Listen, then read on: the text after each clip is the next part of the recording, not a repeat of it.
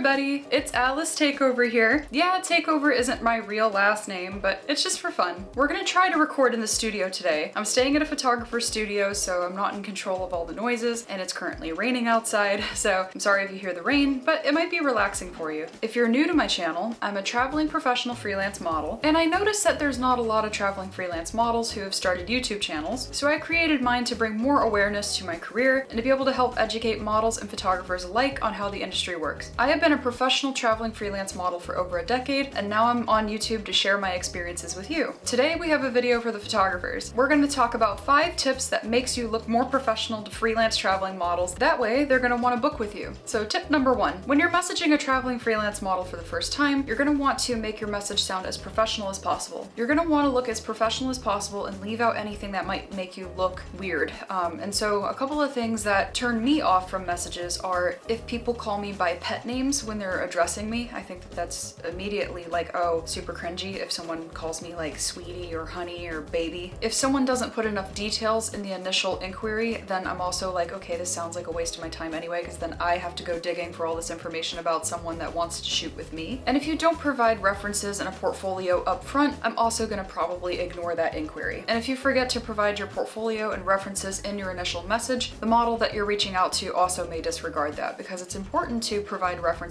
in a portfolio. That way we can easily check and see, okay, is this someone that I want to engage talking to, or just someone that I don't feel like working with? If you always provide a portfolio and references, you should be good to go. Most models will get right back to you. Tip number 2. So if you receive a message back from a model that's not aligning with your goals on what the photo shoot is for, then you're just going to want to be polite anyway and saying, oh, well, I appreciate you getting back to me.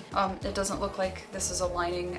I'm going to discontinue this conversation now. So models are very different from one to the next. So you're going to want to keep in mind that not all of them are going to reply to your inquiry the same way. It might be within the interest of one model to work with you, but not in the interest of another to work with you. And you should never take offense to this. And if a model's goals don't align with yours, that's okay. You don't have to get offended that they don't want to work with you for whatever reason. More than likely, they're missing out anyway. And you can just go on and message other models that might be interested, and then you'll get someone who's really fun and easy to work with that wants to work with you. You never want to try to force a business relationship with someone, because it never really works out well if the model feels like it's a shoot that she doesn't really want to do. And I know that you're probably going to think, well, who the heck wants to turn me down? I'm the best around.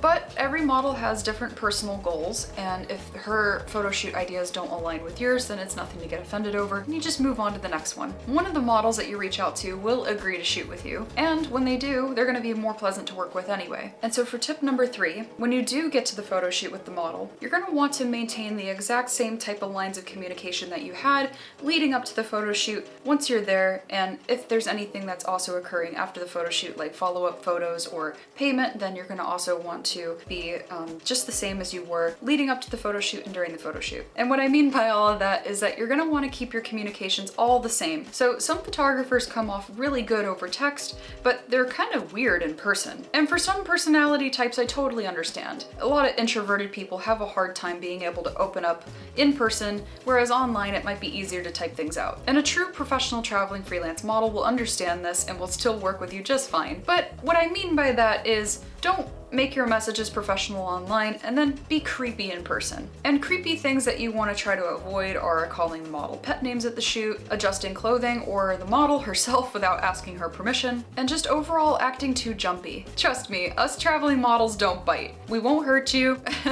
I know it can be really intimidating, especially if you haven't worked with a lot of models before, to work with a model for like the first couple of times and you might be even shaking. I've seen some photographers where I go to a photo shoot and they're like shaking in their boots because they're like, oh, I finally get to meet Alice. And I'm a normal person just like you. So I'm not thinking like, oh, I'm this high and mighty grace from God.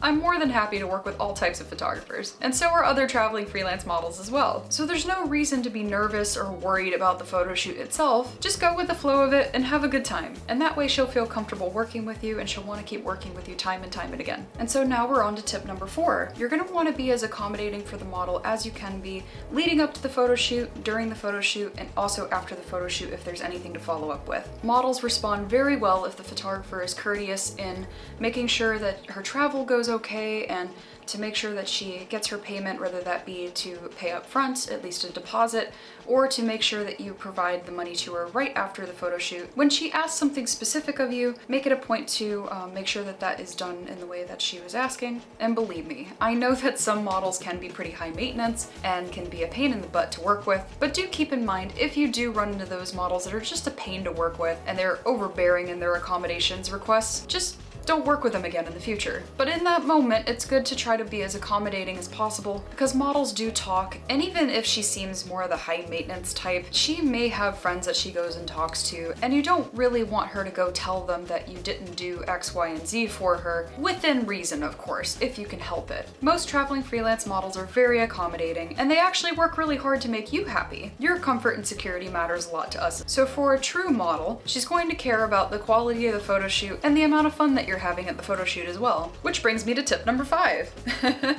Just be cool and be fun. It's a fun process. It shouldn't be something that's too uptight for you. Don't think about it too hard. Don't get nervous in front of the model if you can help it. A lot of us professionals understand that, especially the newer and beginning photographers can get pretty nervous at a photo shoot, but there's no need to be nervous at a photo shoot. It's supposed to be a fun and enjoyable process for both the model and the photographer. So if you don't think about the process too hard, you're good to go. As long as your communication's clear and solid, the model should really enjoy working with you. The biggest thing to remember is just to take it easy, be fun, be cool, be creative, and have a great time. That's all the tips that I have for today. So if you enjoyed this video, give me a thumbs up and feel free to comment anything additional that you'd like me to know or that you'd like other people to know. Your feedback's always appreciated. That way I can continue to make amazing videos for people just like you who are maybe looking into getting into the model photography industry as a photographer or as a model. Thanks for tuning in, and I'll see you on the next video.